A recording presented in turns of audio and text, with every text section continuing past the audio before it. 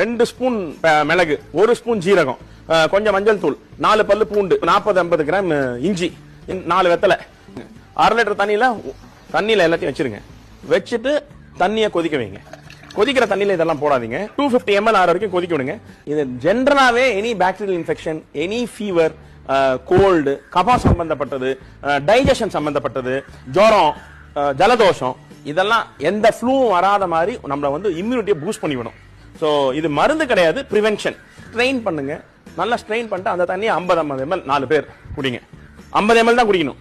So இதை வாரத்துக்கு 3 வாட்டி குழந்தைகள் இருந்து பெரியவங்க வரைக்கும் கம்பல்சரி பண்ணி கொடுங்க.